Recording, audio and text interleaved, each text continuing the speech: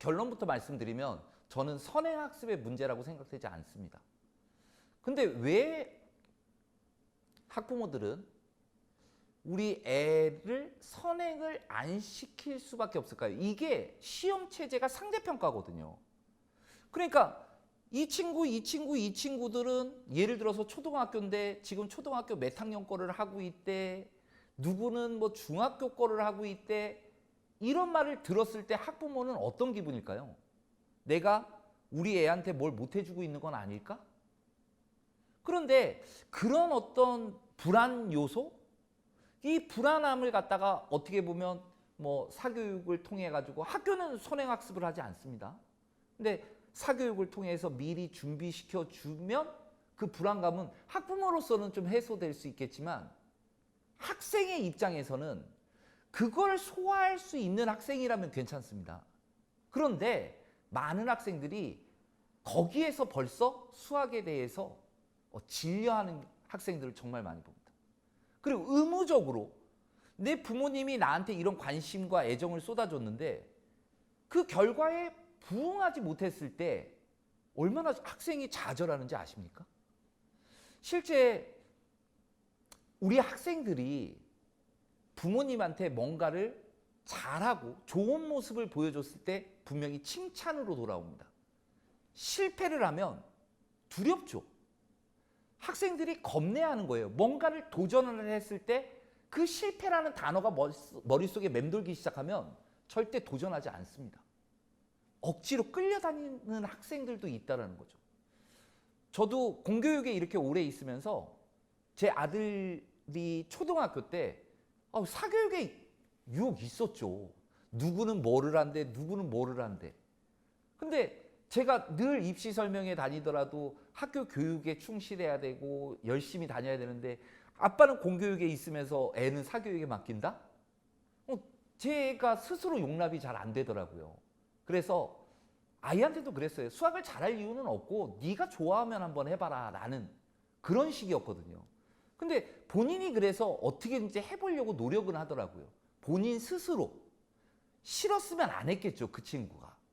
그런데 본인이 하다 보니까 뭔가 자기도 할 수 있다는 생각이 드니까 조금씩 이 공부를 유지해 나갈 수 있었던 거 아닐까요? 결국 이 친구가 대학 갈 때 수학과를 진학했습니다. 근데 제가 만약에 이런 생각도 해봐요. 초등학교 때 만약에 사교육, 중학교 때 사교육을 보내놨다면 과연 이 친구가 수학을 전공했을까? 라는 생각도 듭니다. 오히려 그냥 그 단계에 맞는 공부를 시켜놨기 때문에 공부를 스스로 했기 때문에 본인이 수학에 대해서 흥미와 재미를 느낀 게 아닐까. 싫다라는 거를 억지로 떠밀기보다 예를 들어서요. 게임을 좋아하는 아이가 있어요. 그러면 얘는요. 누가 시키지 않아도요. 그 게임을 잘하는 방법이 무엇일지를 찾을 겁니다. 그리고 그 분야에서 정말 뭔가 독보적인 어떤 자리에 위치하기 위해서 끊임없는 노력을 할 겁니다. 물론 게임에 중독되라는 게 아닌데요. 공부도 저는 마찬가지거든요.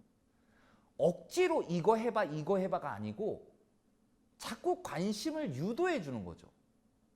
그래서 이 친구가 정말 그거를 잘 해낸다면 지원을 해주는 거고 그런데 싫어할 수도 있잖아요. 싫어한다면 다른 게 무엇일까에 좀 초점을 맞춰보는 거죠.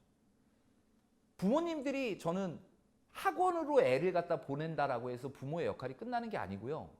좀 더 물론 이제 뭐 직장 생활과 육아, 교육 많이 힘드시겠지만 그만큼 만약에 자녀 교육에 관심이 있다면 주말에 애와 시간을 같이 보내는 거죠.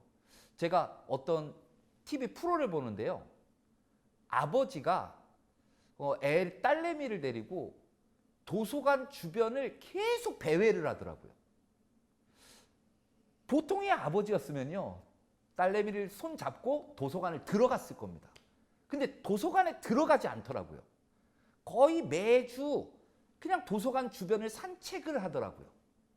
그러면서 한 3, 4주 한 달이 지났을 때 저 도서관에는 뭐가 있을까 한번 들어가 볼래? 호기심을 자극하더라고요. 거부 반응 없이 들어가더라고요. 많은 사람들이 책을 읽고 있는 모습을 보는 거죠.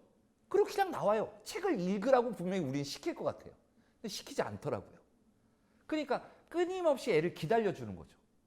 애가 정말 거기를 좋아하게끔, 도서관을 좋아하고 책 읽는 거를 좋아하게끔 우리 부모가 기다려줬던 거죠. 근데 우리는 급하잖아요.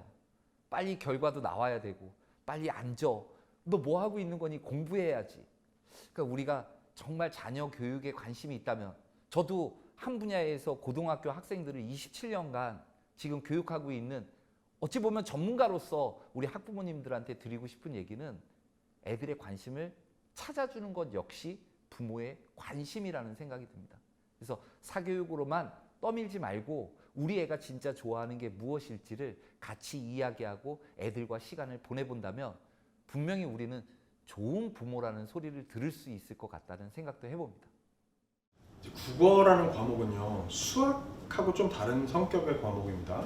그러니까 수학은 예를 들면 단계형 교육과정이라고 해가지고 요걸 이해해야 다음 단계를 이해하고 이렇게 되잖아요, 그죠? 그러니까 그게 이제 학년별 위계가 대단히 뚜렷할 수밖에 없고요. 그렇다면 뭐 선행을 한다는 것도 가시적으로 보이죠. 아, 요건 몇 학년 거니까 요걸 공부하는 건 선행학습이다, 이런 게 있는 거죠. 근데 국어는 훨씬 더 복잡하고 심오한 과목입니다. 그러다 보니까 국어를 선행한다라는 것이 개념 자체가 명확하지가 않아요. 다만 이제 이런 건 있어요. 중학교에 들어가기 전에, 고등학교에 들어가기 전에 뭔가 이전의 초등학교나 중학교와는 다른 식의 시험 문제 스타일들에 익숙해지는, 좀 적어도 너무 낯설게 느껴지지는 않게 입학한 후에 그런 것들을 구경해 보는 정도의 가벼운 그 공부 같은 것들 워밍업 차원에서 필요할 수 있죠. 근데 예를 들어 중학교 들어가기 전에 혹은 고등학교 들어가기 전에, 뭐 고등학교 들어가기 전으로 생각해보면 중학교 졸업하면서 고등학교 입학 전에 이미 수능에 대한 공부를 완벽하게 해놓고 들어가겠다, 이런 식의 어떤 뭐 수학 과목에서의 선행학습 비슷한 걸 국어에서 하겠다는 것은 큰 의미가 없는 일입니다. 이런 거 정도는 필요할 수 있어요. 고등학교 갔을 때 고등학교의 과목에, 국어 과목에 1학년 때 국어가 있고, 그 다음에 뭐 보통 2학년 때 문학, 독서, 또 3학년 헌법과작문, 언어와 매체 이런 과목들을 일반적으로 공부하더라. 내가 입학할 학교의 교육과정에서 국어 과목의 편제는 그렇게 되어 있더라. 그렇다면 그런 과목들에서는 대체로 뭘 배우는지, 그 과목의 어떤 그 개념의 위계랄까요? 그거는 그냥 그 과목의 그 교과서에 앞에 목차에 담겨 있는 정도의 그런 정도의 개념을 감 잡고 들어가는 거는 유용할 수 있죠. 근데 막 사교육을 통해 가지고 미리 뭔가를 그렇게 하는 건 큰 의미가 없어요. 이 선행학습이다라고 하는 건 사실 이렇게 단순한 몇 가지 질문만으로는 이게 얼마나 어처구니 없는 일인지에 대한 것을 분석을 해낼 수가 있습니다. 그러니까 첫 번째 질문은 이런 거예요. 선행학습을 많이 하는 학생, 그러니까 선행학습을 한 학생들은 고등학교에서 성적이 높게 나타날까요? 라고 하는 질문입니다. 그 질문에 대한 답변은 당연히 아니에요. 왜냐하면 단순하게 생각하면 모든 학생이 선행학습을 합니다 라고 이야기를 한다면 모든 학생이 고등학교에서 성적을 잘 받는다, 이건 말이 안 되는 거거든요. 그러니까 선행학습이다 라고 이야기를 하면 선행학습을 많이 한 학생들이 성적이 잘 나온다 라고 하는 건 일종의 허구 같은 거거든요. 그렇게 될 것이다, 이제 본 것들이 잘못 봤기 때문에 이런 현상이 생기는 거예요. 쉽게 말하면 상위권 학생들이 성적이 잘 나오는 이유가 뭐냐라고 하면 선행을 했기 때문이다 라고 생각하기 때문에 그런 거예요. 근데 실제로 상위권 학생들은 선행을 해서 공부를 잘하는 게 아니라, 이제 선행이 아니라 현행이라는 표현을 쓰는데, 현재 하고 있는 걸 완벽하게 해내고 있기 때문에 성적이 잘 나오는 거거든요. 그러니까 중상위권이나 하위권 학생들이 바라볼 때는 쟤는 선행을 했기 때문에 공부를 잘해 라고 착각을 하는 거죠. 실제로는 선행을 했기 때문에 잘하는 게 아니라 현행을 잘하고 있기 때문에 성적이 잘 나오는 거다라고 하는 부분을 이해를 해야 돼요. 제가 학생들, 중학생이 이제 졸업하고 고등학교 올라오는 학생들을 많이 만나서 상담을 하게 되는데, 고등학교 올라와서도 많이 상담을 하고, 제가 1년에 뭐 거의 1000명 가까운 학생들을 상담하는 편이니까 그 학생들을 만나서 상담을 하면 그 학생들의 거의 대부분이 선행을 했어요.